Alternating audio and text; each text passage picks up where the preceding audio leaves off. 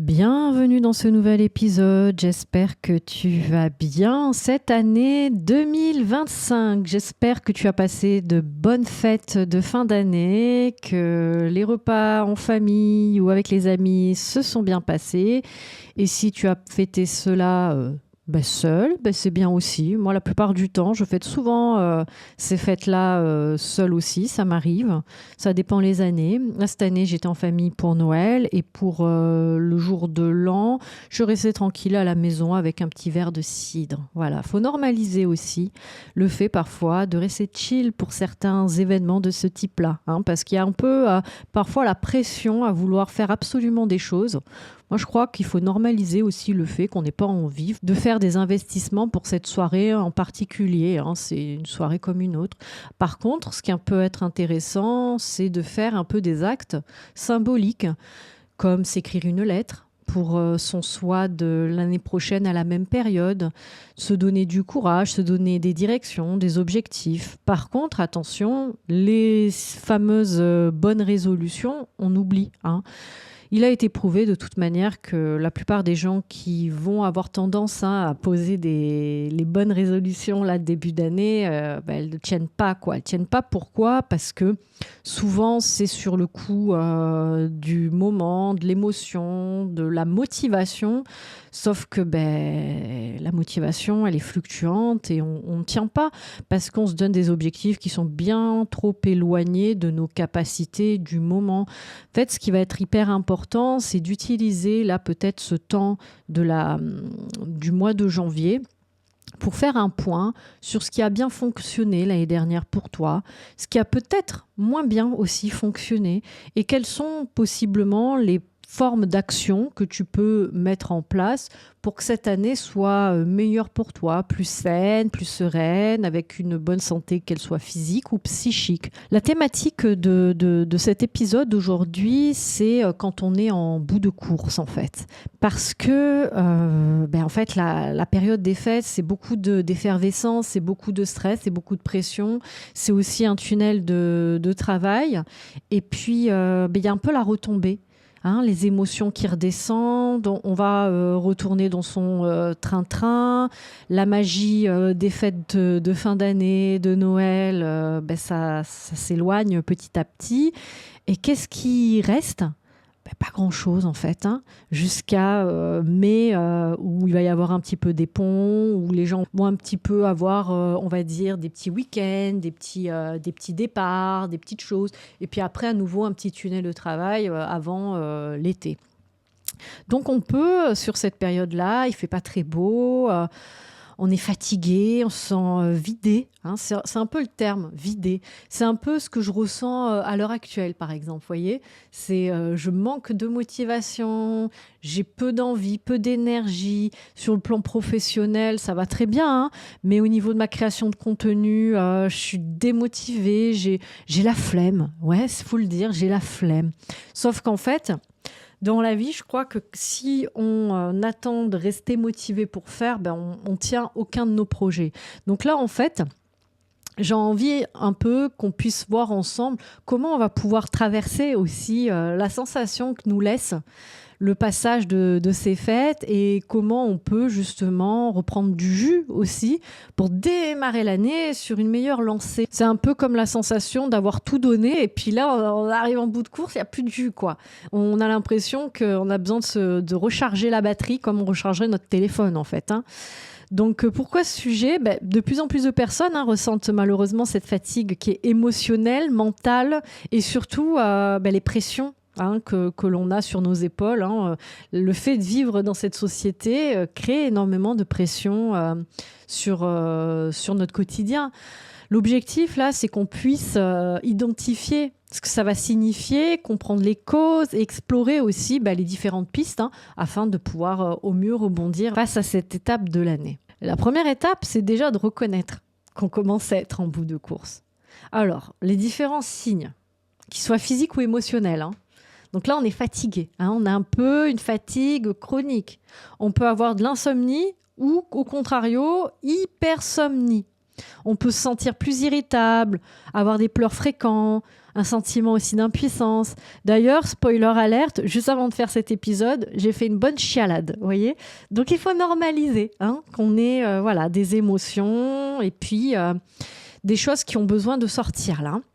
On est démotivé, c'est ce que je disais tout à l'heure, un peu sentiment d'être vidé et puis parfois on a une apathie aussi totale pour certaines personnes. Bon, c'est pas encore mon cas.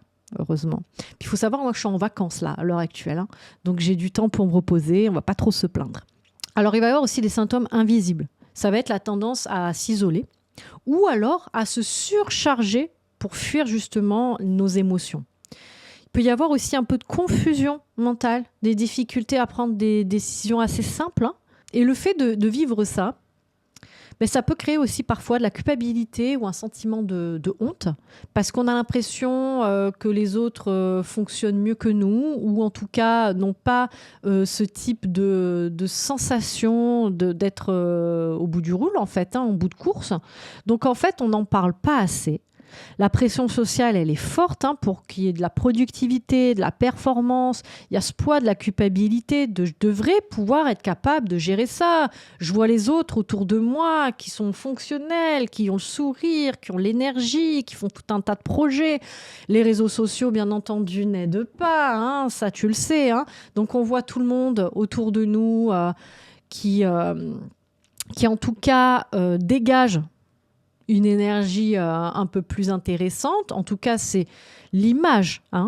C'est important de dire l'image. Parce qu'en fait, la réalité, c'est jamais aussi simple. Ce que les gens montrent d'eux à travers les rencontres ou sur les réseaux sociaux, c'est parfois des masques aussi. Et si les gens aussi montrent que ce qu'ils ont envie de montrer ou disent que ce qu'ils ont envie de dire.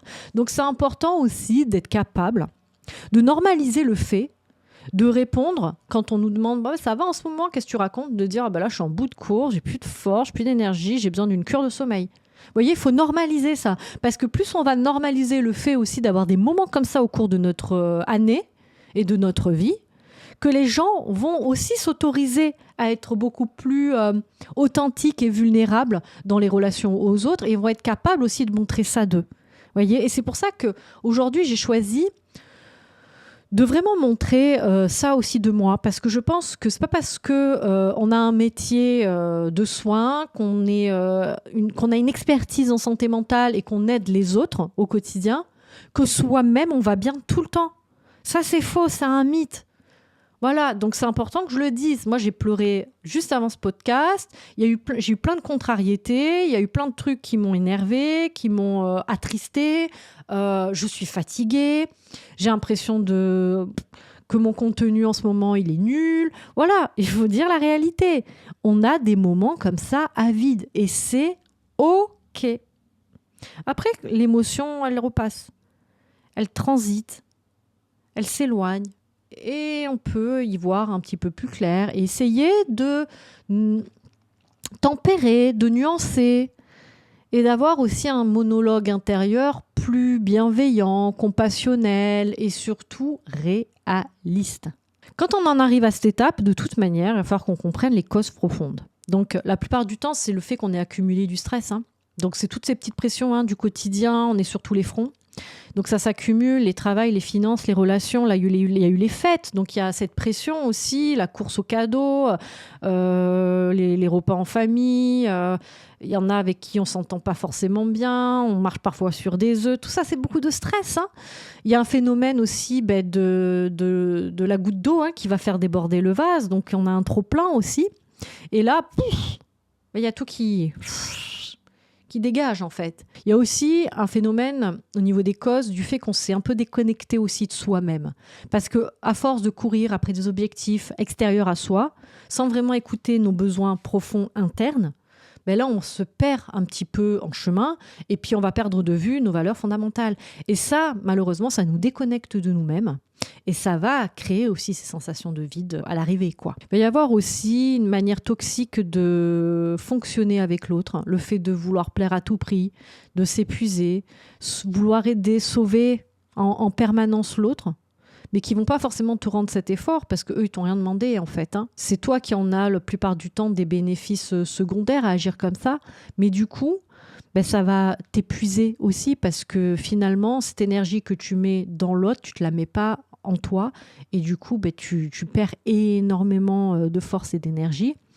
L'exemple bête, hein, c'est la capacité à dire non qui devient impossible pour toi. Tu veux tellement plaire à tout le monde que ça fait une éternité que tu n'as pas dit non à quelque chose, alors que tu aurais besoin d'apprendre à dire vraiment non parfois pour pouvoir te servir aussi toi en premier. Il est important de se dire, c'est que de toute manière, pour rebondir, quand on est dans cette étape-là, c'est déjà de le reconnaître. Déjà de se dire, ok, il y a un truc là, je sens que c'est pas l'idéal pour moi, je me sens vraiment pas bien. Voilà, d'oser se dire, bah ouais, je me sens pas très bien en ce moment. De lâcher le masque, vous voyez, ce perfectionnisme-là, ce masque de perfection qu'on essaie de porter en permanence, quoi. Comme si on devait donner le change en permanence, donner une image d'invulnérabilité. Pourquoi faire? On est tous êtres humains, hein. Personne n'est un robot ici, hein. Donc il est normal parfois de ne pas aller bien. Et ça, c'est un truc que je répète en permanence à tous les patients et les patientes que je rencontre. C'est normal parfois de ne pas se sentir bien. On n'est pas des machines qui ne ressentons rien. Donc forcément, on est doté d'émotions qui viennent nous informer de certains besoins et il y a des moments où on s'écarte un peu, on va dire, de la bonne direction pour soi et on va commencer à se sentir mal. Et le fait de se sentir mal, c'est un signal qui nous dit que y a un truc qui ne va pas. On est soit déconnecté de soi, on s'éloigne de ses valeurs profondes, on n'est pas sur son bon chemin. Quand c'est comme ça, les choses qu'il va falloir que tu puisses mettre en place, c'est de partager déjà avec quelqu'un de confiance. Donc, tu appelles ton psy, tu prends rendez-vous, tu vas dans une asso, tu parles à tes amis proches, ta famille, les personnes de confiance, en fait. Parce que déjà, il ne faut pas que tu restes dans cet état-là à ruminer. Parce qu'on a tendance à vouloir s'isoler quand on se sent comme ça, hein. Et ensuite, il va y avoir le moment de recharger enfin les batteries. Parce qu'il ne faut pas oublier que stress chronique, pression, sensation d'être vidé, il y a une notion de fatigue, hein. Donc il faut pouvoir aussi, tout doucement, s'accorder ce temps pour recharger la batterie. Donc tous les petits pas vont compter, hein. La fatigue, vous savez, parfois on a l'impression que ouais, je suis hyper mal, il n'y a plus rien qui va. 2, 3, 4 bonnes nuits de sommeil et c'est reparti, hein. Parfois, c'est juste parce que tu as tiré un petit peu sur la corde aussi au niveau de ton sommeil. Et ça, plus ça, plus ça, plus ça, c'est un petit peu le coup fatal. Donc, première étape, on s'accorde du repos. Même si c'est qu'une pause de 10 minutes de temps en temps, tu vas redécouvrir aussi des activités simples, paisibles pour toi. Tu vas lire, tu vas aller te promener un peu, tu vas aller peut-être faire un peu ton sport si tu as la possibilité de le faire et que tu as un peu le courage. Tu vas écouter de la musique. Et si vraiment tu es à zéro de chez zéro envie de quoi que ce soit, ne serait-ce que regarder un très bon film ou une très bonne série, ça peut t'aider à recharger. Respire aussi de manière consciente pour réduire immédiatement aussi le stress. Il va falloir que tu redéfinisses toutes les priorités. Fais le tri. Et d'ailleurs, faire le tri, c'est une très bonne démarche en début d'année. C'est quelles obligations sont réellement importantes. Ça, c'est un truc que je fais hyper souvent. Parce que moi, il faut dire que j'ai une capacité à charger la mule qui est assez importante. Mais par contre, j'ai aussi une capacité extraordinaire à faire le tri. Et c'est ce qui me sauve la plupart du temps, je crois, c'est quelles obligations sont réellement importantes. Et il faut dire que je suis assez drastique dans mon tri. Je ne fais pas de sentiments. Parce que je pars du principe où il en va de ma santé, en fait, physique et psychique. Donc, pour moi, c'est pas un problème de faire ce tri nécessaire. Même si c'est devoir dire non à une copine qui aurait envie qu'on se voit. Ouais, mais là, non. La priorité, c'est que je dorme bien, que je me repose, parce que sinon, la facture, je vais la payer. Et au moment où je paierai la facture, cette amie-là, elle vivra sa best life, peut-être, tu vois. Et pendant que toi, tu paieras ta facture parce que tu n'auras pas su te prioriser à ce moment-là. Donc, fais le tri. Note quelles sont les obligations réellement importantes et quelles sont celles que tu peux mettre de côté. Tu peux même aussi apprendre à déléguer. Et pour déléguer, il faut sortir de son perfectionnisme. Ça, c'est l'épisode Control Freak. C'est l'épisode d'il y a un mois. si ça t'intéresse. Il va falloir aussi que tu te concentres, que tu focuses sur ce qui nourrit ton esprit. Il va falloir aussi que tu puisses te focus sur ce qui nourrit ton esprit, ton énergie. Réintroduis des moments simples de plaisir, de connexion avec toi-même ou les autres. Ça dépend. Si tu as besoin de passer plus de temps avec toi, les fameux introvertis qui vont avoir besoin de recharger en étant seuls, ou alors phénomène de personnes extraverties qui vont être capables justement de pouvoir recharger en présence des autres. Donc, à toi de jauger de quelle manière tu peux vivre des moments de plaisir et de connexion avec toi-même et ou les autres. Il y a une étape aussi dont on parle peu, je trouve, c'est cultiver sa résilience. Parce qu'on ne va pas mettre de côté l'idée que les crises que l'on va traverser au cours de notre vie et au cours de cette année nous transforment. Alors loin de moi, l'idée de ce qui ne te tue pas te rend plus fort. Ça c'est faux. Ça c'est du bullshit. Mais tu peux tirer profit de certaines transformations. Une crise dans la vie ou des périodes difficiles sont le signal de ta future métamorphose qui va te recentrer vers l'essentiel, qui va te recentrer sur ton juste chemin, qui va te recentrer proche de tes valeurs et qui va t'ouvrir le champ du possible épanouissement. D'accord ? C'est souvent dans ces moments-là, en fait, qu'on se redécouvre soi-même et ce qui compte vraiment. Ça nous oblige aussi à faire ce travail d'introspection. Parce que quand on est la tête dans le guidon dans le quotidien, avec la charge mentale, là, boum, boum, boum, boum, ben on se perd. On se perd et on prend même plus le temps de s'auto-checker. Comment je vais ? Est-ce que là, c'est OK ? Qu'est-ce qui me nourrit ? Qu'est-ce qui me donne envie de me lever le matin ? Qu'est-ce qui me motive ? Parce que quand on perd la motivation, on n'a plus d'envie, on se sent vidé, c'est qu'il y a un décalage, il y a un truc, il y a un déséquilibre qu'on n'a pas saisi. On s'est éloigné de soi-même. Donc, hop, on remet la boussole au bon endroit et on repart sur le bon chemin. Et là, on va commencer en tout cas à se sentir un petit peu mieux. Bien sûr, ça ne va pas se faire en un jour, tu te doutes bien. C'est un mélange de plusieurs ingrédients qui vont pouvoir faire la recette. Donc ça va être, je prends le temps de me reposer, de dormir, de prioriser mon sommeil. Parce que, encore une fois, le manque de sommeil, c'est l'ennemi numéro 1 pour ton humeur. Donc, ton sommeil, une alimentation qui va te nourrir.